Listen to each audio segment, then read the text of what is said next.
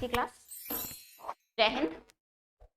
अब तक जो हमारी बात हुई थी हिंदी साहित्य के इतिहास को लेकर के, तो हमने क्या क्या पढ़ लिया था?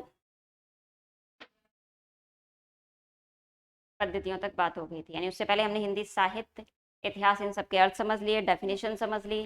डेफिनेशन के बाद में हमने फिर इतिहास के संदर्भ में, साहित्य इतिहास के संदर्भ में, और उसके बाद हमारी चर्चा हुई थी इतिहास लेखन की पद्धतियों के बारे में। अब जो हम सबसे पहले बात करेंगे कि जो इतिहास लिखा जा रहा है, यानी पद्धतियों को एक बार मैं फिर रिवीजन कर दूं। पद्धतियां मुख्य रूप से 4 होती हैं। कौन कौन सी? सबसे पहले वर्णानुक्रम, कालानुक्रम, वैज्ञानिक और विधेयवादी। सबसे इंपॉर्टेंट पद्धति है विधेयवादी पद्धति, जिसमें आचार्य रामचंद्र शुक्ल ने भी अपना इतिहास लिखा है। कालानुक्रम में क्या होता है? काल के अनुसार, यानी समय के अनुसार रचनाएं लिखी जाती हैं, और समय के अनुसार असल में इतिहास तो लिखा जा सकता है, लेकिन साहित्य का इतिहास लिखने के लिए सिर्फ काल ही पर्याप्त नहीं होता। वर्णानुक्रम में क्या है? वर्ण के अनुसार, ये तो पूरी तरीके से ही अवैज्ञानिक और विधि है, अमानकीकृत है। और इसके बाद जो हमने बात करी वो किस पर बात करी थी? वैज्ञानिक पद्धति। तो वैज्ञानिक पद्धति भी इतिहास, हिंदी साहित्य के इतिहास के लिए बहुत अच्छी पद्धति नहीं मानी जाती। सबसे बेहतर मानी जाती है विधेयवादी पद्धति। उसके बाद हमने एक और पद्धति के बारे में बात की, समाजशास्त्रीय पद्धति। तो समाजशास्त्रीय पद्धति में सबसे ज्यादा जो अच्छा काम किया वो किसने किया है?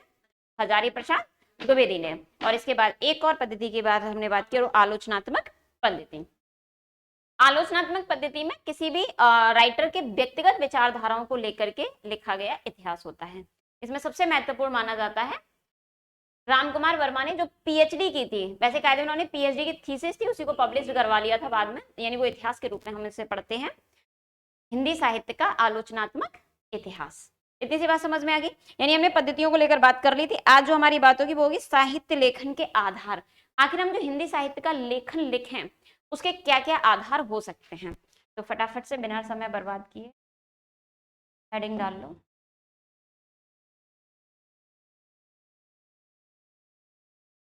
हिंदी साहित्य,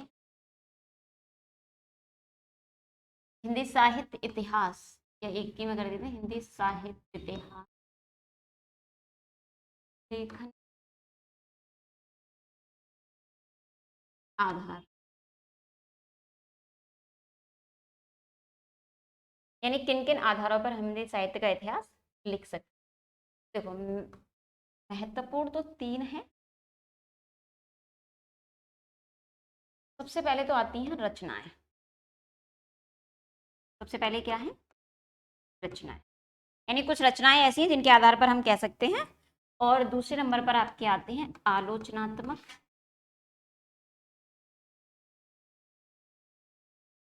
आलोचनात्मक,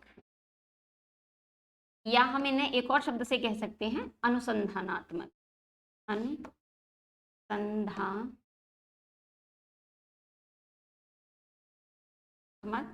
ग्रंथ। और तीसरी जो चीज आती है वो आती है ऐतिहासिक सामग्री। ऐतिहासिक सामग्री।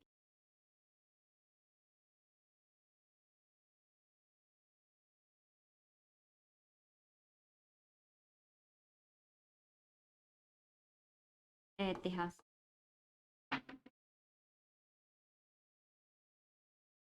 हिंदी साहित्य का इतिहास किन मुख्य आधारों पर लिखा जाता है? एक तो रचनाएं हमें मिलती हैं। रचनाओं में भी हालांकि 2 तरह की रचनाएं मिलेंगी। एक तो रचनाएं होती हैं आपकी जो आपको वंशावली वगैरह बताती हैं या जीवन व्रत बताती हैं। आलोचनात्मक ग्रंथ से मतलब है किसी भी रचना के ऊपर लिखे गए कुछ आलोचनात्मक ग्रंथ। और ऐतिहासिक सामग्री में क्या कहेंगे? जैसे शिलालेख हैं, वंशावली हैं, या कुछ प्रमाण मिल जाते हैं वो। तो चलो पहले लिख लेते हैं क्या क्या होता है इसमें। तो इसमें 2 तरह की रचनाएं आती हैं। एक तो आती हैं प्रकाशित व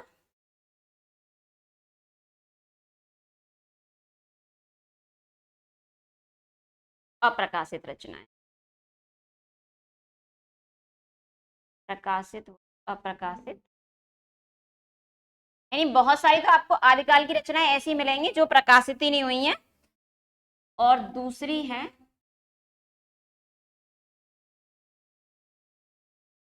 परिचयात्मक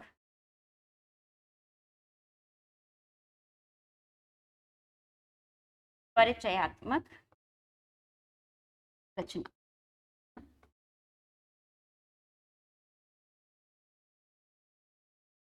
और इधर आप कह सकते हो ऐतिहासिक सामग्री में क्या हो सकता है, शिलालेख हो सकते हैं या वंशावली हो सकती है,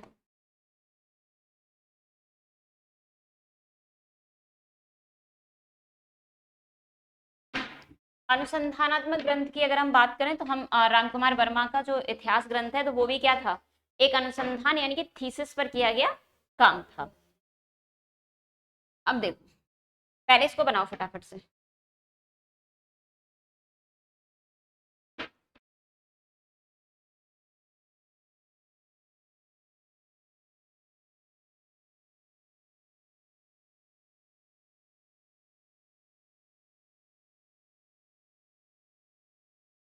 थोड़ा वहां बैठ जाओ फिर सही नजर आए।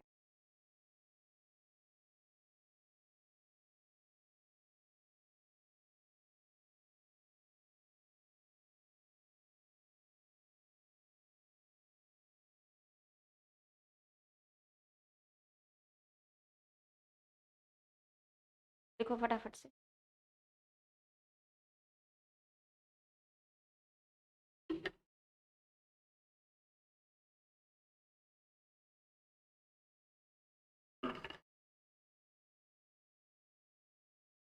देख लिया। देखो रचनाएं में बहुत सारी मिलती हैं। अगर रचनाओं की बात करें यानी कि आधार क्या हो सकता है, तो यहाँ जो हम चर्चा करेंगे ना वो तो विस्तृत तरीके से करेंगे। अब इसमें दोनों तरह की होंगी, परिचयात्मक रचनाओं की भी बात करेंगे और प्रकाशित अप्रकाशित की भी। यानी हमें किसको बड़ी विस्तृत तरीके से पढ़ना है, इस पार्ट को। बात समझ में आ गई? तो आगे इस पर चर्चा करेंगे। जैसे बहुत सारे, जैसे कालिदास हजारा है उसमें बहुत सारे, भक्त नामावली है, भक्तमाल है, ये सब परिचयात्मक रचनाएं हैं। और कुछ रचनाएं तो हमारी ऐसी भी हैं जो युगीन परिस्थितियों को भी बताती हैं। यानी अगर हम चाहें तो यहाँ पे एक और पॉइंट दे सकते हैं, युगीन परिस्थिति को बताने वाली रचनाएं। युगीन परिस्थितियों का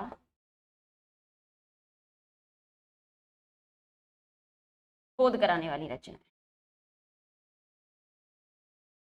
अब युगीन परिस्थितियों से मतलब क्या है, जैसे कुछ रचनाएं ऐसी मिलेंगी जिसमें कवियों का, पुराने कवियों का वर्णन है लेकिन भक्ति काल का ही है, तो भक्ति काल युग में आ गया। इसी में रीतकाल के कवियों का वर्णन है। अनुसंधान और आलोचनात्मक ग्रंथ से मतलब ये है, जिसके लिए एक बहुत बढ़िया एग्जांपल तो रामकुमार वर्मा का ही मिलता है। वो क्या है, एक अनुसंधानात्मक ग्रंथ है लेकिन बाद में वो इतिहास ग्रंथ बन गया। ऐतिहासिक सामग्री से मतलब है शिलालेख। तो शिलालेख का सबसे बेस्ट एग्जांपल, जब मैंने आपको स्टार्टिंग के पहले दिन की क्लास बताई थी तो मैंने आपको एक रचना बताई थी जो शिलालेख है, शिलांकित है, राउल वेली बताई थी। हाँ या वो शिलाओं पर अंकित है, इस वो शिलाओं पर अंकित है। लेकिन शिलालेख क्या होते हैं, जैसे आपने देखा अशोक ने बहुत सारे शिलालेख लिखवाए, तो उनसे भी हमें क्या मिलती है, साहित्य की जानकारी मिलती है। वंशावलियां समझते हैं, वंशावली क्या होती है? हाँ, वंशों के आधार पर चली आने वाली जो रचनाएं होती हैं उसे क्या कहते हैं, वंशावली। तो हिंदी साहित्य का इतिहास लिखने में महत्वपूर्ण तौर से तीन चीजों का महत्व होता है, एक रचनाओं का, दूसरे आलोचनात्मक रचना या जो अनुसंधानात्मक ग्रंथ है उनका, और तीसरा ऐतिहासिक सामग्री का। इतनी सी बात समझ में आ रही है? रचनाओं को ठीक से पढ़ना है। रचनाओं में प्रकाशित भी मिलेंगी, कुछ अप्रकाशित भी मिलेंगी, कुछ परिचयात्मक रचनाएं भी हैं, कुछ युगीन परिस्थितियों का बोध कराने वाली रचनाएं भी हैं। ये जो महत्वपूर्ण तीन आधार हैं, या आप इस तीन को 6 भी कर सकते हो कि भाई इनको सबको अलग अलग कर लो। वैसे मुख्य रूप से तीन ही है। तीन आधार की हमने बात कर ली, कौन कौन से, किन किन आधारों पर हमारे हिंदी साहित्य का इतिहास लिखा गया है। इतनी सी बात समझ में आ गई? तो चलिए आगे बढ़े। अब हेडिंग डालो, हिंदी साहित्य इतिहास लिखने में समस्याएं। भाई हम कोई भी काम कर रहे होते हैं तो उसमें समस्याएं आती हैं कि नहीं आती? तो लिखो हिंदी साहित्य इतिहास, साहित्य इतिहास लेखन की समस्या। यानी हमें समस्या क्या क्या मिली जब हमने हिंदी साहित्य का इतिहास लिखना शुरू किया। आधार तो हमें मिल गए कि रचनाएं मिल गई, ऐतिहासिक शिलालेख मिल गए, कुछ आलोचनात्मक ग्रंथ लिखे गए, वो मिल गए, लेकिन समस्याएं भी तो कुछ ना कुछ आई होंगी।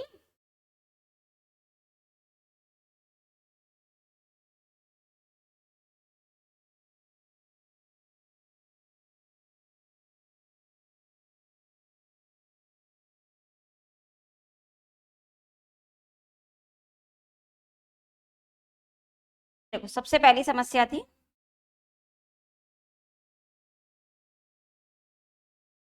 प्रामाणिक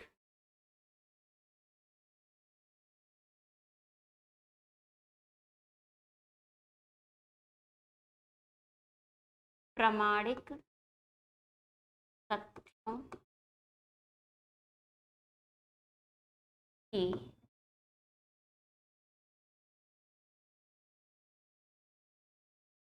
प्रामाणिक और पर्याप्त शब्द भी जोड़ लीजिए, प्रामाणिक पर्याप्त तथ्यों की उपलब्धता।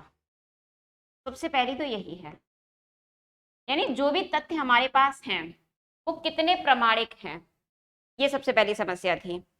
दूसरी समस्या जो हमारे सामने आई वो आई काल विभाजन की समस्या। काल विभाजन की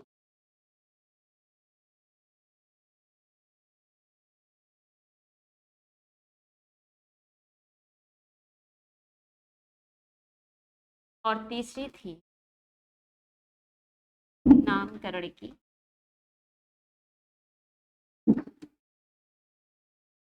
और चौथी थी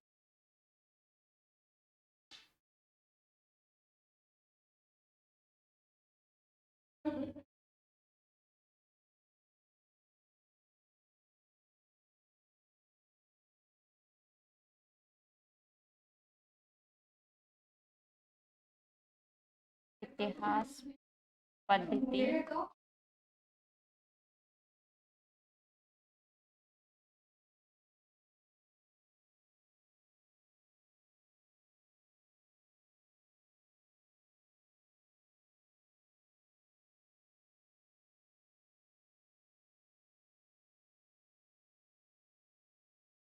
लिखो फटाफट से।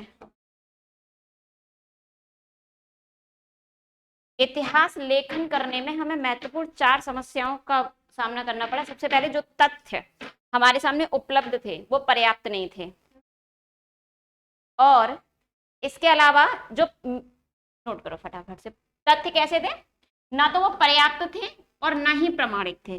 जैसे मान लेते हैं, आपने कहानी सुनी आला उदल की कहानी, सुनी है ना, या एक पद्मावत मूवी आई थी, पद्मावत मूवी देखी है, चलो ये तो देख लिया होगा ना। हाँ मूवियाँ तो सब देखी होती है, मूवी नहीं देखोगे तो कैसे काम चलेगा। चलो एक ने नहीं देखी। अब जैसे जो फिल्म आई, सपोज दैट, तो पद्मावत जो फिल्म है वो मलिक मोहम्मद जायसी का प्रेमाख्यान काव्यधारा का लिखा हुआ ग्रंथ है पद्मावत। अब जो ग्रंथ में लिखा गया है और इतिहास में हम देखें तो दोनों में अंतर मिलता है।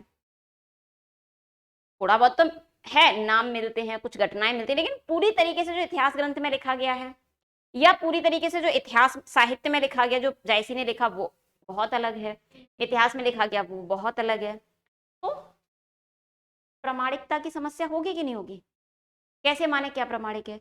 तो सबसे पहली समस्या तो ये आई कि जिसे हम इतिहास में रख रहे हैं, जिसको हम इतिहास में लेंगे हिंदी साहित्य के इतिहास में, या तो वो तथ्य पर्याप्त ही नहीं थे, पहली चीज। इसीलिए हम पाते हैं कि आदिकाल में बहुत कम रचनाएं पाते हैं और आधुनिक काल में हमें बहुत मिलता है।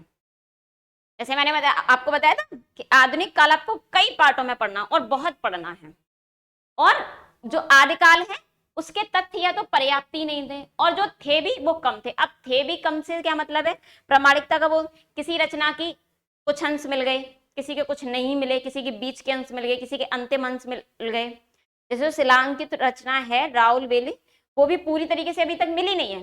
तो या तो जो तथ्य मिल रहे थे वो पर्याप्त नहीं थे, और जो पर्याप्त भी थे उनकी भी प्रामाणिकता का कोई बोध नहीं हो पा रहा था ठीक से। तो सबसे पहली जो समस्या आई इतिहास लेखन में वो कौन सी आई, तथ्यों की प्रामाणिकता और पर्याप्त होने की उपलब्धता। दूसरी समस्या काल विभाजन की समस्या आई। जब भी हम कोई इतिहास लिखना चाहते हैं तो उसको काल में डिवाइडेड करना होता है। जैसे मैंने आपको पहली परिचयात्मक क्लास में बताया था कि महत्वपूर्ण 4 काल पढ़ेंगे, आदिकाल, भक्तिकाल, रीतकाल, आधुनिक काल। अब सबसे बड़ी समस्या तो यही है ना, कहाँ किस भाग को कैसे डिवाइड करें।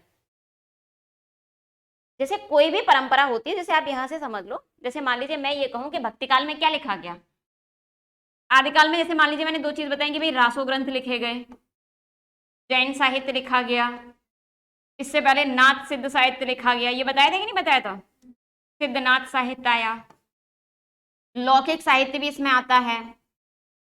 और इसके अलावा हम क्या कह सकते हैं, इसमें अमीर खुसरो और विद्यापति दो महत्वपूर्ण नाम आए, है ना। और भक्ति काल में हमने कहा राम भक्ति, मतलब दो भक्ति परंपराएं चल रही थी और सब में भक्ति समाई हुई थी, चाहे वो भक्ति परंपरा सगुण रही हो चाहे वो निर्गुण रही हो, ऐसा ही मामला था, सगुण और निर्गुण। अब यहां फिर हमने कह दिया रीतिकाल। रीतिकाल में महत्वपूर्ण बात क्या थी, तो रीतिकाल में भैया महत्वपूर्ण बात ये थी कि रीतिकाल में जो काव्यशास्त्रीय ग्रंथ थे उनका काव्यानुवाद किया गया महत्वपूर्ण तौर से, यानी काव्य अनुवादों पर लिखी गई एक रीति परंपरा चली कि काव्यशास्त्रीय ग्रंथों का हम काव्य का सरल भाषा में अनुवाद करें और उदाहरण के माध्यम से बताएं। फिर आधुनिक काल में क्या हुआ, आधुनिक काल में बहुत सारी चीजों का जन्म हो गया, देश की समसामयिक समस्याओं का भी इसमें आ गया। आप भारतीय युग से ही पाएंगे कि उसमें ये भी नजर आने लगा कि देश हमारा पराधीन है, अब हम कैसे आजाद हो, इस सारी चीजों की समस्या। लेकिन हमने ये अब डिवाइड कर लिया क्योंकि हमें ये करा कराया मिल गया। क्या यहाँ पर ही रासो साहित्य या जैन साहित्य लिखा गया, क्या इसके बाद जो हमने एक एवरेज टाइम ड्यूरेशन जैसे हमने मान लिया कि 1050 ईस्वी से 1350 ईस्वी विक्रमी संवत तक, सॉरी विक्रमी संवत तक हमारा आदिकाल था, तो क्या ऐसी रचनाएं बिल्कुल लिखना बंद हो गई, थोड़ी बहुत यहाँ भी आने के चांसेस थे, बिल्कुल थे। आप किसी भी चीज को ऐसे मैथमेटिक्स की तरह थोड़ी ना डिवाइड कर दोगे, लो भाई ये जमीन का हिस्सा है, इतना छोटे भाई का, इतना बड़े भाई का, इतना बीच के भाई का, ऐसे तो नहीं हो सकता ना साहित्य, ऐसे ना साहित्य हो सकता है ना इतिहास हो सकता है। तो सबसे पहली समस्या तो काल विभाजन की समस्या थी कि हम कैसे, मतलब इसके बाद में ये प्रमाण मिल गए, अब उस प्रमाणों के बाद हम ये भी तो तय करेंगे कौन सी चीज कहाँ रखनी है। जैसे भक्ति काल 1350 ईस्वी से लेकर के, जो कि एक सर्वमान्य मत माना जाता है, 1350 से लेकर के 1750 तक माना गया, 1700 ईस्वी तक माना गया। और उसके बाद हमने ईस्वी नहीं सॉरी विक्रमी संवत, 1700 विक्रमी संवत से 1900 विक्रमी संवत तक हमने रीतिकाल माना। लेकिन 1700 विक्रमी संवत के बाद ऐसा बिल्कुल नहीं हुआ कि यहाँ पर भक्ति ग्रंथ नहीं लिखे गए, रीतकाल में भी भक्ति ग्रंथ लिखे गए। जो रीतकाल में हमने चौथी परंपरा रीत इतर पढ़ी, उसमें भक्ति ग्रंथ भी है, उसमें वीर काव्य भी है। बात समझ में आ रही है, हाँ या ना। रीत ग्रंथ ऐसा भी नहीं था कि 1900 विक्रमी संवत के बाद बिल्कुल बंद हो गए, हमें आधुनिक काल में बहुत सारे रीत ग्रंथ मिलेंगे। यानी कि अब हम ये किस मानक पर तय कर रहे हैं, ये भी तो अपने आप में एक बड़ी समस्या थी। तो हिंदी साहित्य लेखन की एक और समस्या हमारे सामने क्या आई, हमारे सामने मतलब जो हमारे इतिहासकार उनके सामने काल विभाजन की समस्या, कि इसका काल विभाजन कैसे कहां तक किया जाए, किस रचना को किस काल विभाजन में रखा जाए। जैसे अगर हम पाएंगे, जैसे हमने ये टाइम ड्यूरेशन तो दे दिया, टाइम ड्यूरेशन के पास एक नाम तो कम से कम आता ही है महत्वपूर्ण तौर से, विद्यापति। विद्यापति का अगर हम टाइम ड्यूरेशन देखेंगे तो वो भक्ति काल में आ जाएंगे, लेकिन पढ़ेंगे हम उनको आदिकाल में, तो ये भी तो अपने आप में एक बहुत बड़ी समस्या है। तीसरी समस्या नामकरण की समस्या हुई, आदिकाल को आदिकाल ही क्यों कहें, भक्तिकाल को भक्तिकाल ही क्यों कहें, या रीतिकाल को रीतिकाल ही कहें। किसी का भी नाम रखने से पहले भी तो समझते हैं, बच्चे का नाम रखते हैं ना छोटे, उसके लिए हम बहुत बड़ा नामकरण संस्कार बनाते हैं, तो ये तो पूरे के पूरे काल का नामकरण हो रहा था, तो नामकरण की भी समस्या थी। नामकरण को लेकर के तो और डीपली पढ़ेंगे कि हमें नामकरण, जैसे नामकरण को लेकर तो कई बार क्वेश्चन आता है, जैसे आदिकाल को बीजवपन काल किसने कहा, सिद्ध सामंत काल किसने कहा, वीर गाथा काल किसने कहा, वीर काव्य किसने कहा, आधार काल किसने कहा, अंधकार काल किसने कहा, तो ये किसकी समस्या के अंतर्गत आते हैं, बहुत सारे नामकरण की समस्या के अंदर। और अब भाई एक समस्या तो आई जिसके बारे में हमने कल बात कर ली थी कि इतिहास की कौन सी पद्धति को अपनाएं कि इतिहास का भी बोध हो जाए और साहित्य भी पीछे ना छूटे। ये इसी बात को हम दूसरे शब्दों में भी कह सकते हैं कि हमें आखिर ऐसी कौन सी इतिहास की पद्धति लें कि साहित्य की सौंदर्यता, साहित्य की रमणीयता भी बनी रहे और साथ साथ इतिहास भी, वैज्ञानिकता भी आ जाए। तो ये अपने आप में एक समस्या है कि हम किस तरीके से लिखा जाए, या हम ये भी कह सकते हैं इतिहास बोध की समस्या। इतिहास बोध की समस्या में भी बात वही है कि हम कैसे पूरे के पूरे इतिहास ग्रंथ को लिखें, कैसे एक हिंदी साहित्य का इतिहास लिखें कि ना तो उसमें इतिहास हावी हो और ना उसमें साहित्य हावी हो, दोनों लगभग लगभग बराबर चलते रहें। इतिहास में जैसे मैंने आपको पहले या दूसरे दिन की क्लास में बताया था कि इतिहास और साहित्य में बेसिक अंतर क्या है। इतिहास में तथ्य मिलेंगे, समय का बोध सही होगा और तिथियों का बोध सही होगा, लेकिन इन सब के अलावा भी तो बहुत सारी चीजें हैं वो हमें कहाँ मिल जाती हैं, साहित्य में मिल जाती हैं। तो इतिहास की पद्धति की भी एक गंभीर समस्या थी कि आखिर इतिहास को कैसे लिखा जाए। इतनी सी बात समझ में आ गई। नोट आप कर ही चुके हैं ये सब, आया ना? तो चलिए, अब जो हमने यहाँ पढ़ा था, यहाँ पढ़ा से मतलब ये, जैसे मैंने कहा था ना, इसको हम बहुत ठीक से पढ़ने वाले हैं क्योंकि यहाँ से क्वेश्चन बनते ही बनते हैं। ठीक, जो हिंदी साहित्य के आधार की लेखन की रचनाएं थी, उन रचनाओं के बारे में बात करेंगे। तो सबसे पहली रचना के बारे में बात करते हैं। सबसे पहली रचना से मतलब जो हमें बहुत या फिर हेडिंग डाल लो, सबसे पहले हेडिंग ही डाल लो, थोड़ा ठीक लगेगा। हिंदी साहित्य, हिंदी साहित्य इतिहास लेखन के स्रोत। और स्रोत कैसे लिखना है? स्रोत ऐसे लिखना। हालांकि चलन में आपके एक और चलता है, कौन सा? ये वाला, स्रोत जिसे कहा जाता है, लेकिन सही ये होता है। बात समझ में आ गई? हाँ या ना? हेडिंग डल गई? चलो, सबसे पहले जहां सबसे ज्यादा जिसको रिलायबल माना जाता है ग्रंथ है, पहला ग्रंथ है 84, हाँ 84 वैष्णवन की वार्ता। नहीं, वार्ता।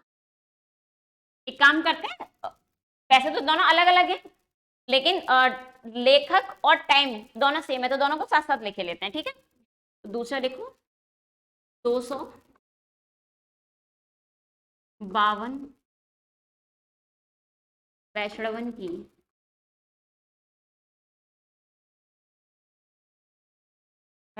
की वार्ता। दोनों अलग अलग हैं, लेकिन दोनों में सिमिलर क्या है? एक तो लेखक, लेखक कौन है?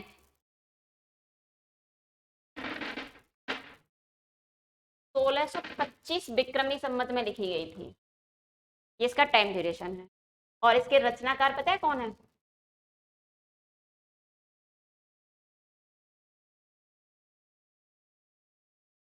कौन है?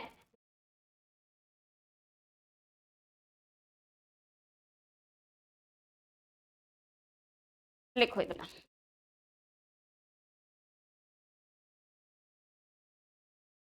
दोनों रचनाएं लिख गई? अब समझ लो, क्योंकि तुम्हें छापना पहले था।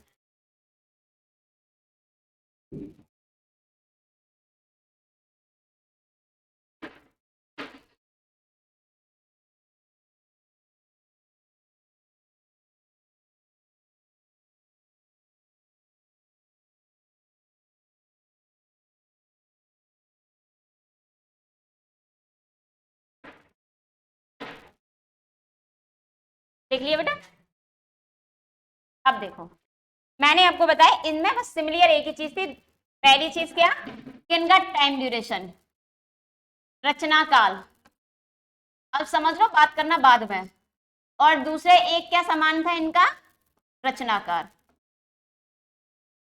कितनी सी बात समझ में आ रही है? अब इन रचनाओं के बारे में सुन लो।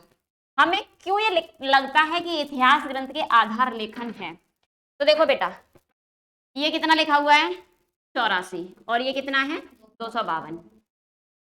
84 वैश्रवण की वार्ता में 84 भक्त कवियों का ही वर्णन है, इसीलिए इसका नाम क्या है? तो बताओ, इसमें कितने कवियों का वर्णन होगा? बताओ, सब कुछ तो आता है आपको, कुछ समझाने की जरूरत नहीं थी। अब देखो, इनमें अंतर क्या है। मैं पहले परंपरा लिख देती हूँ, नाम लिख देती हूँ। तो पहला नाम लिखो वल्लभाचार्य। क्या हुआ बेटा? एक बेटा कृति तो इनने लिखी थी, इसमें 284 लोगों का वर्णन था। हाँ, वर्णन था, 84 लोगों ने लिखा नहीं था।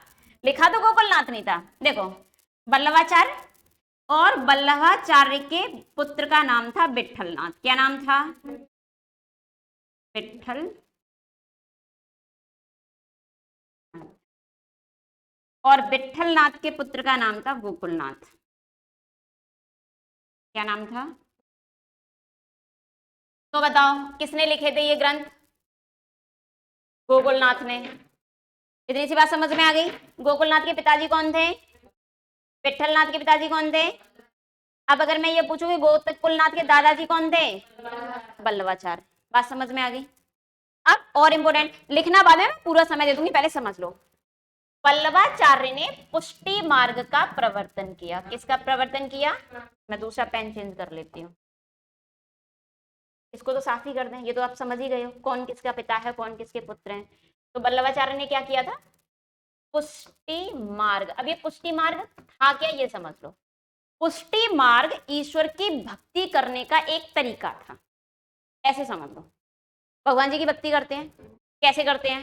व्रत रहते हैं, पूजा करते हैं, पूजा में भी अपने अलग अलग तरीके होते हैं ना, अलग अलग तरीके से बताइए। जैसे भागवत हो रही होती है तो अलग तरीके से हवन हो रहा होता है, हाँ या ना। तो पुष्टि मार्ग जो था ना, वो किसने चलाया? बल्लवाचार्य ने। विठलनाथ इनके पुत्र थे। इनके कितने शिष्य थे? जो 84 वैष्णवन की वार्ता है ना, इसमें बल्लवाचार्य के शिष्य हैं। किसके शिष्य हैं? ये 84 के 84 शिष्य किसके थे? बल्लवाचार्य के। और ये 252 शिष्य किसके हैं? यहां पे लिख देते हैं छोटा सा, विठलनाथ। बात समझ में आ गई। इन 84 में से 4 कितने? 4। और इन 252 में से भी 4। बताओ टोटल कितने हो गए? 8। 8 शिष्यों को लिया गया। इन 8 शिष्यों को लेकर के एक कमेटी बनी, एक तरह की समिति बनी, जिसे कहा गया अष्टछाप। क्या कहा गया? अष्टछाप। या इन्हीं को कहा जाता था अष्ट सखा। नहीं, कबीरदास तो भैया वहां थे निर्गुण भक्ति में, यहाँ तो कृष्ण भक्त कवि हैं। तो हाँ हाँ, तो लेकिन कबीरदास थोड़ी है। ये 8 कवि थे अष्टमार्ग में। बात समझ में आ गई? बिल्कुल बिल्कुल सही पहुंच गए। अब ये समझ में आ गया 84 वैष्णवन की वार्ता क्या है। यानी इससे हमें पुष्टि मार्ग का तो पता चलता ही चलता है, इन 8 शिष्यों का तो पता चलता ही चलता है। इसके साथ साथ 84 शिष्य किसके मालूम पड़ते हैं? बल्लवाचार्य के। इन्होंने क्या किया? इन्होंने कृष्ण की भक्ति की। तो मैं भक्ति की, तो भक्ति के कुछ गीत लिखे, कुछ पद लिखे, कुछ रचनाएं मुक्तक लिखी। तो भाई जो लिखा, यानी हमें कवियों का बोध हुआ कि नहीं हुआ? हाँ या ना। यानी 84 कवियों के बारे में हमें इससे पता चला, 252 कवियों के बारे में हमें इससे पता चला। और ये दोनों ही ग्रंथ किसने लिखे? ये लिखे गोकुलनाथ ने। कब लिखे? 1625 विक्रमी संवत में। तो फटाफट से बताओ ईस्वी कितनी होगी? तो मैं करूं या आप करने वाले हो?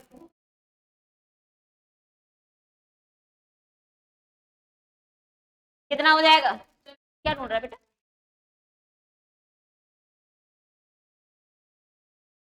1568 हो रहा है।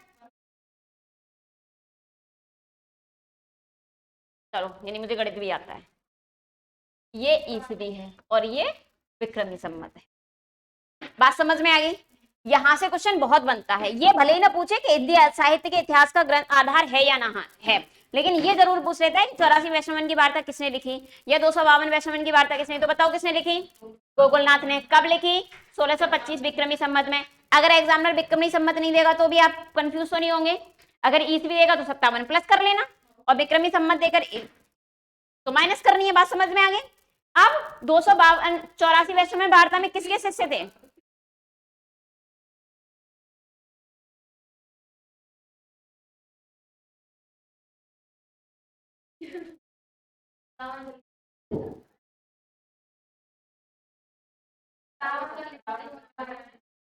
सत्तावन लिखवाई थी मैंने, 57 नहीं, 57, 57। 57 माइनस होता है, 58 माइनस नहीं होता। ध्यान से अपने दिमाग में अच्छे से बिठा लो।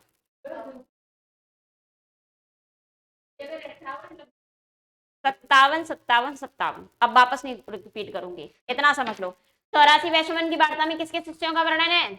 बल्लवाचार्य के। बल्लवाचार्य को भक्ति काल में और डीपली पढ़ेंगे, इनकी रचना मुक्तक रचनाओं के बारे में। लेकिन अभी तो हम आधार ग्रंथ के स्रोत पढ़ना है ना। तो भक्ति बल्लवाचार्य ने किस भक्ति मार्ग का प्रवर्तन किया? पुष्टि मार्ग का। तो 252 वैष्णवन की वार्ता में किसके शिष्य हैं? विठलनाथ के। अच्छा, बल्लवाचार्य और विठलनाथ का संबंध क्या था? पिता पुत्र का। समझ में आ गया? पिता कौन है? बल्लभाचार्य। विठलनाथ कौन है? पुत्र। बल्लभाचार्य के पौत्र कौन है? गोकुलनाथ। या विठलनाथ के पुत्र कौन है? गोकुलनाथ। इतनी सी बात समझ में आ गई। अगर ये परंपरा लगवाने आ जाए तो लगा दोगे, कंफ्यूजन तो नहीं होगा ना? बात समझ में आ गई? हाँ या ना? अष्ट आप या अष्ट सखा में कहां से मिले? तो ध्यान रखना, 4 शिष्य थे बल्लभाचार्य के, 4 शिष्य थे विठलनाथ के, और तब 8 शिष्यों की एक कमेटी बनाई गई जो भगवान कृष्ण की उपासना करते थे। उन्हीं को कहा गया अष्ट छाप या अष्ट सखा। इतनी सी बात क्लियर हो गई? हाँ या ना? कोई कंफ्यूजन आई? अब कंफ्यूजन तो होगा ही होगा। चलो अब अगली रचना लिखो। इतना तो नोट कर लिया, तो करो जल्दी फटाफट से नोट।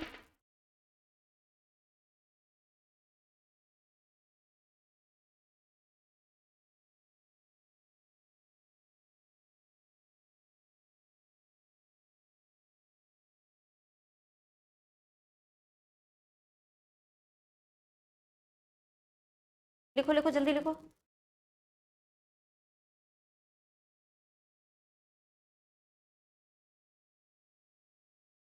दो रचनाओं की बात हो गई है, आगे बढ़ जाओ।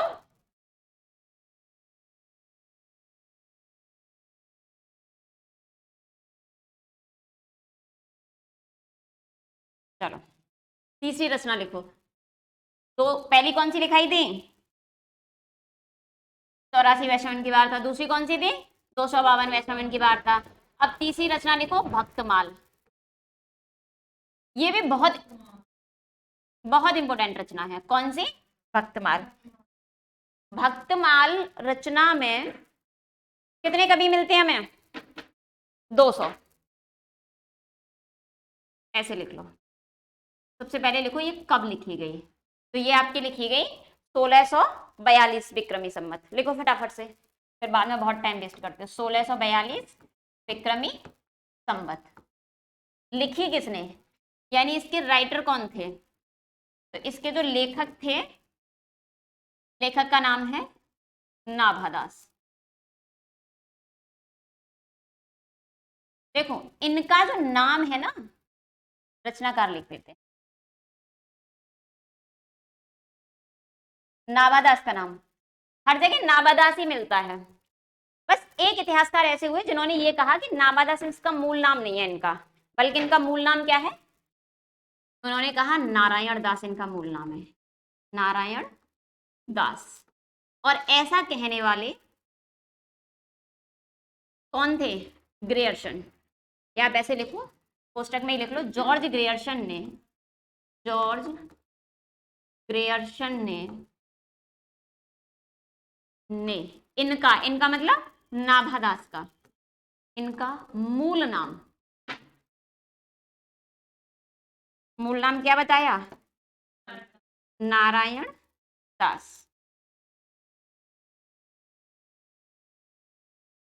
नारायण दास बताया। हालांकि और लोग ज्यादातर ये कहते हैं, प्रमाण भी यही बताते हैं, और क्या बताते हैं कि इनका जो नाम है वो क्या है? नाभादास ही है। लेकिन जॉर्ज ग्रेयर्सन अपने आप में एक बहुत बड़े इतिहासकार हुए। भाई हिंदी का पहला इतिहास, इसको सही अर्थों में माना जाए, वो किसने दिया? जॉर्ज ग्रेयर्सन ने। क्योंकि पहला इतिहास ग्रंथ, हालांकि गारशादा तासी ने पहला प्रयास किया जरूर था, लेकिन वो किस पद्धति पे किया था? वर्णानुक्रम पद्धति पे। और वर्ण के आधार पर हम किसी को भी इतिहास ग्रंथ नहीं कह सकते, क्योंकि इतिहास का सबसे पहला मतलब ये कि वो वैज्ञानिक होना चाहिए, क्रमबद्ध होना चाहिए। तो इसीलिए इनकी बात भी अपने आप में बहुत वजन रखती है। वजन रखने से मतलब समझ रहे, बहुत महत्वपूर्ण है, इसीलिए नोट पॉइंट में मैंने करा दिया। बात समझ में आ गई? अब बात कर लेते हैं कि भक्तमाल से हमें क्या मिलता है। तो बच्चे भक्तमाल में से ना 200 कवि मिलते हैं। कितने मिलते हैं? 200 कवियों का वर्णन मिलता है।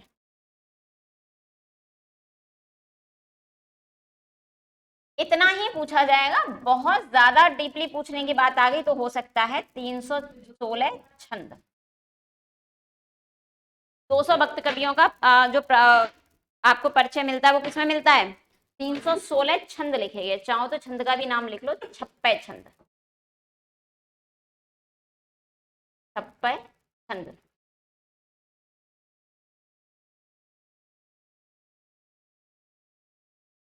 जैसे कुंडली विषम मात्रिक छंद है ना, वैसे 56 भी विषम मात्रिक छंद। बात समझ में आ गई? 200 भक्त कवियों का वर्णन कितने में मिलता है? 316 56 छंदों में। हालांकि इतना डीपली पूछा नहीं जाता, लेकिन ये जरूर पूछेगा कि नाभादास को नारायण दास किसने कहा? तो किसने कहा? जॉर्ज ग्रियर्सन ने। और भक्तमाल के रचनाकार कौन है? नाभादास। और नाभादास की रचना कब लिखी गई? 1600 और सही ईस्वी बनाओ।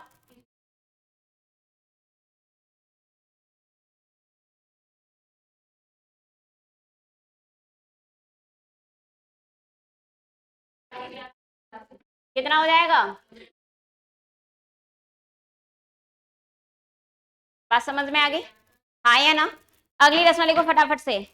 अगली रचना है भक्त नामावली।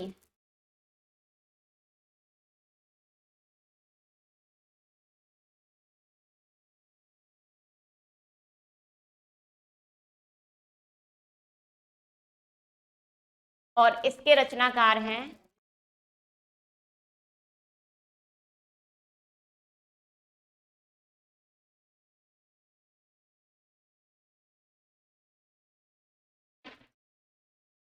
इसके रचनाकार कौन है? ध्रुवदास। और ये लिखी गई थी 1618 विक्रमी संवत में, सॉरी 1698 विक्रमी संवत। और ईस्वी कितनी हो जाएगी?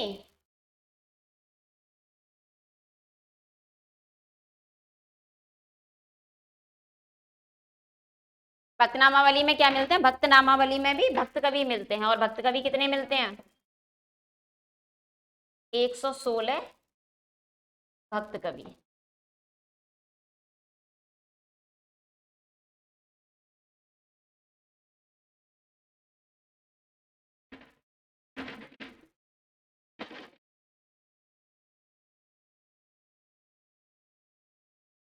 लिखो फटाफट से।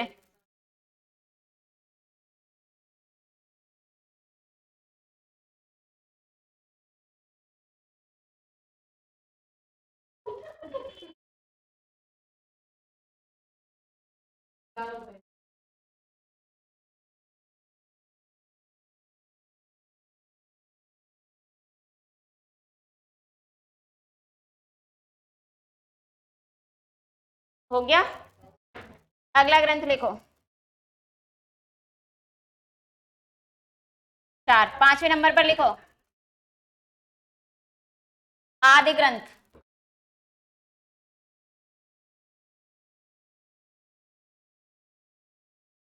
क्या हुआ बेटा? आदि ग्रंथ। और ये जब लिखा गया था ना, ये लिखा गया था 1604 ईस्वी। तो बताना विक्रमी संवत कितनी बन जाएगी?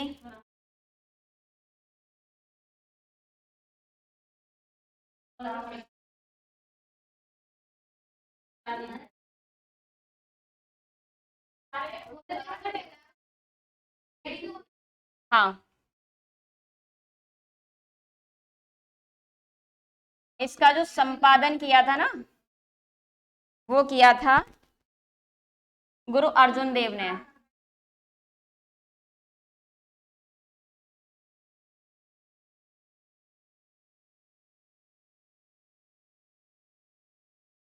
लिखो फटाफट से।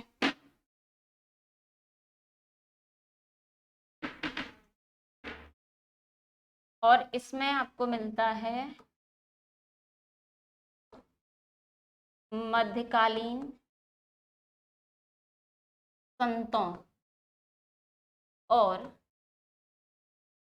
भक्त कवियों का वर्णन।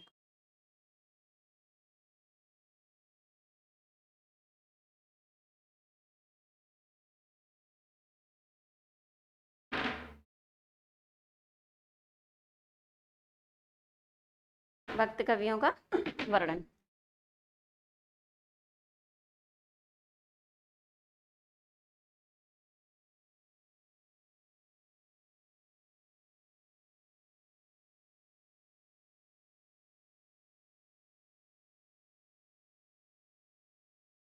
यहाँ पर शब्द लिखिए संकल्प।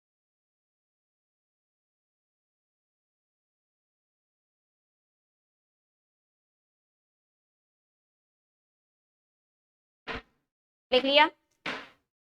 आदि ग्रंथ सिखों का ग्रंथ है।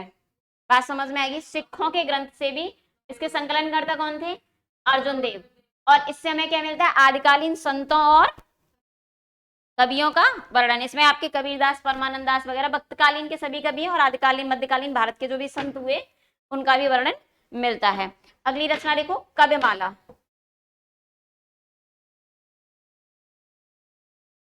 काव्यमाला 5 हो गए, 6वें नंबर पर लिखो काव्यमाला। और इसके जो रचनाकार हैं वो है तुलसी, लेकिन ना गोस्वामी तुलसीदास नहीं है। इसके रचनाकार कौन है? तुलसी। और इसका रचनाकाल है 1712, हाँ, विक्रमी संवत, अलग तुलसीदास, 1712 विक्रमी संवत। इसमें भी आपको क्या मिलेगा? 74 कवि, 74 कवियों की कविताएं।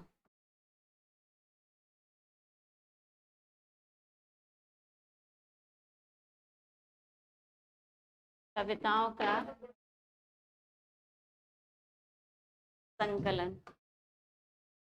देखो फटाफट से,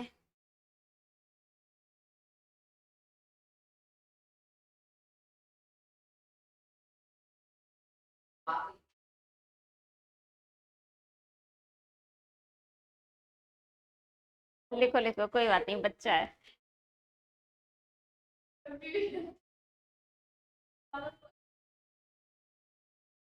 लिखो लिखो, अगला अगला ग्रंथ पे पहुंचे। अगला ग्रंथ लिखो, है हो गए 7। कालिदास हजारा, और इसके रचनाकार हैं कालिदास त्रिवेदी। और ये वो वाले कालिदास नहीं है, कौन से वाले? हाँ, विज्ञान शाकुंतलम वाले कालिदास नहीं है, ये कालिदास त्रिवेदी हैं। बहुत बढ़िया, अभी चेक करते हैं। कालिदास त्रिवेदी, इसका रचनाकार लिख लो 1775 विक्रमी संवत, 1775 विक्रमी संवत। और इसमें 212 कवियों का वर्णन मिलता है। 212 कवियों की लगभग 1000 कविताएं।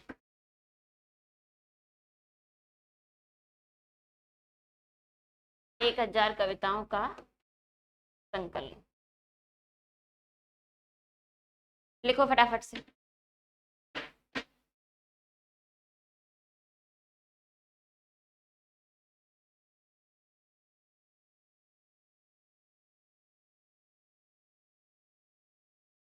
नोट कर लिया? आज जितना पढ़ा उसमें एक बार रिवाइज कर ले, है ना? ये ग्रंथ यही समाप्त नहीं हुए हैं, आगे कराए जाएंगे। अब दूसरी क्लास का टाइम हो रहा है। आज जो हमने सबसे पहले बात करी, यानी हिंदी साहित्य का इतिहास पढ़ रहे थे, कल पद्धतियों पर बात कर चुके थे, किन किन पद्धतियों में इतिहास लिखा जाता है, हिंदी साहित्य का इतिहास। आज हमने सबसे पहले बात करी कि जो हिंदी साहित्य का इतिहास लिखना है, उस इतिहास के आधार लेखन के कौन कौन से आधार हो सकते हैं किसी भी इतिहास को लिखने के। इसी बात समझ में? सबसे महत्वपूर्ण आधार क्या था? रचनाएं। रचनाएं प्रकाशित अप्रकाशित भी हुई, परिचयात्मक, और अब तक जितनी पढ़ी वो सब कैसी हैं? परिचयात्मकता है, या युगीन परिस्थितियों वाली रचनाएं भी पढ़ेंगे। इनको भी पढ़ेंगे, ऐसा नहीं कि इनको नहीं पढ़ेंगे, लेकिन महत्वपूर्ण सबसे ज्यादा ये अभी हमने इतनी पढ़ी, उसमें पढ़ी 200 भक्त कवियों का परिचय, 200 भक्त कवियों का वर्णन, या 212 जैसे पढ़ते हैं ना, 252 वैष्णवन की वार्ता, सबसे ज्यादा महत्वपूर्ण ये है। दूसरा एक महत्वपूर्ण जो आधार होता है वो होता है आलोचनात्मक या अनुसंधानात्मक ग्रंथ। अनुसंधान जब किया जाता है तो भी बहुत सारी नई नई चीजें निकल करके आती हैं। और तीसरी बात मैंने बताई, जो ऐतिहासिक सामग्री होती है उससे भी हमें हिंदी साहित्य का इतिहास लिखने में बहुत मदद मिली। फिर हमने बात करी कि जब हम हिंदी साहित्य का इतिहास लिख रहे हैं तो उसमें समस्याएं क्या क्या आएंगी। तो सबसे पहली समस्या तो यही होती है कि प्रामाणिक और पर्याप्तता की, जो भी हमें मिल रहा है, क्योंकि साहित्य क्या है, ओरली चला आ रहा था एक लंबे समय तक, हाँ या ना? कोई कहानी दादाजी ने सुनाई बच्चों को, फिर मान लीजिए वही एक परंपरा चली है, जैसे अलाउद्दीन की कहानी एक लंबे समय तक केवल और केवल गायन में चली। अब जब वो एक लंबे समय तक सिर्फ ओरली चल रही है तो सबसे पहली बात तो ये कि वो प्रामाणिकता उसकी अपने आप में खतरे में है, और जितनी है वो पर्याप्त है भी है या नहीं है, ये भी तो समस्या है। मान लीजिए एक गुरु ने या जिसने भी लिखी उसने 4 पेज की लिखी, याद करने वाले ने उसमें से 3.5 ही पेज याद कर पाई, बाद में किसी ने 2 ही पेज किए, उसने कहा ये तो कुछ ज्यादा ही छोटी होती जा रही है, तो एक काम करो इसमें 4 पेज अपनी तरफ से जोड़ दो। तो प्रामाणिकता भी खतरे में आ गई और उसका होना या ना होना भी पर्याप्त है या नहीं है, ये भी अपने आप में एक समस्या है। तो जो भी तथ्य हमारे पास थे वो प्रामाणिक हैं और पर्याप्त हैं, ये अपने आप में इतिहास लेखन की बहुत बड़ी समस्या थी। दूसरी समस्या मैंने आपको बताई काल विभाजन की समस्या। हम किसी भी काल का विभाजन किस आधार पर करें, या कहां से हम कह दें कि आदिकाल है, कहां से हम कह रहे हैं भक्ति काल है, उसके कोई ना कोई आधार तो लेने पड़ेंगे ना। तो काल विभाजन की समस्या हमारे सामने आई, नामकरण की समस्या है, हम किसी भी काल का नाम कैसे रख दें, और दूसरी हमारी समस्या है इतिहास पद्धति की। इतिहास पद्धति में सबसे बड़ी समस्या का कारण ये था कि जब हम हिंदी साहित्य का इतिहास लिख रहे हैं तो साहित्य इतिहास में भी 2 शब्द हैं, कौन कौन से, साहित्य और इतिहास, और हमें लिखना ये है तो न साहित्य इतिहास पर हावी हो न इतिहास साहित्य पर हावी हो, दोनों चीजों का महत्व बना रहे। तो किस पद्धति को लें, या इतिहास का बोध कितना है साहित्य लिखने वालों को या कितना नहीं है, ये भी अपने आप में एक समस्या थी। इसके बाद हमने बात करी तो हिंदी साहित्य ने जो हमने कहा था ना रचनाओं की बात की थी कि रचना एक महत्वपूर्ण ग्रंथ थे, आधार थी किसका, इतिहास को लिखने का। तो सबसे पहले बात करी हमने गोकुलनाथ के द्वारा लिखी गई रचना 84 वैष्णवन और 252 वैष्णवों की वार्ता। तो बताओ कब लिखी गई है, 1625 विक्रमी संवत में। अगर सन पूछ ले तो कितनी हो जाएगी, 1568 ईस्वी। 84 वैष्णवन की वार्ता में किसके शिष्यों का वर्णन है, बल्लभाचार्य के। 252 वैष्णवन की वार्ता में किसके शिष्यों का वर्णन है, विट्ठलनाथ के। बल्लभाचार्य और विट्ठलनाथ के बीच संबंध क्या था, पिता पुत्र का। और विट्ठलनाथ और गोकुलनाथ कौन थे, ये भी पिता पुत्र थे। बात समझ में आ गई, हाँ या ना। बल्लभाचार्य ने पुष्टि मार्ग का प्रवर्तन किया, विट्ठलनाथ ने अष्ट छाप बनाई और उसमें उन्होंने क्या किया, 4 शिष्य अपने लिए और 4 अपने पिताजी के शिष्य लिए, और किसका प्रवर्तन कर दिया, अष्ट छाप का। अष्ट छाप के कवियों को अष्ट सखा भी कहा जाता था। फिर तीसरे ग्रंथ की हमने बात करी भक्तमाल। तो भक्तमाल कब लिखा गया, 1642 विक्रमी संवत में, और अगर ईस्वी में ही बदल दे तो कितना हो जाएगा, 1585 ईस्वी। रचनाकार कौन थे, नाभादास। नाभादास का एक और मूल नाम, यानी ये कहा कि नाभादास इनका रियल नाम नहीं है, जो रियल नाम वो क्या है, नारायण दास। और ऐसा कहने वाले कौन थे, जॉर्ज ग्रियर्सन। भक्तमाल में कितने कवि मिलते हैं, 200 कवि। छंद कितने हैं, 316। भक्त नामावली की रचना कब हुई, 1698 विक्रमी संवत में। ईस्वी में अगर निकालें तो 1641 ईस्वी। रचनाकार कौन है, ध्रुवदास। कितने कवियों का वर्णन मिलता है, 116। आदि ग्रंथ जो कि सिखों का द्वारा संकलन करता कौन थे इसके, अर्जुन देव। सन कितनी थी, 1604। इसमें क्या मिलता है, मध्यकालीन संतों और भक्त कवियों का वर्णन मिलता है। इसके बाद हमने अगले ग्रंथ की बात करी कविमाला। तो कविमाला किसने लिखी, तुलसी ने। और ये तुलसीदास नहीं है, जिन्हें हम गोस्वामी तुलसीदास कहते हैं, वो नहीं है। और ये कब लिखा, 1712 विक्रमी संवत में। और कितने कवि मिलते हैं हमें, 74 कवि। और आज जो हमने अंतिम ग्रंथ पढ़ा वो क्या पढ़ा, कालिदास हजारा। हजार नहीं, कालिदास हजारा, सही कर लेना, ठीक है। कालिदास हजारा कब लिखा गया, 1775 विक्रमी संवत में। राइटर कौन है, कालिदास त्रिवेदी। और कितने कवियों का वर्णन मिलता है, 200। और कितनी कविताएं हैं, लगभग 1000। तो चलिए आज की क्लास में इतना ही, धन्यवाद।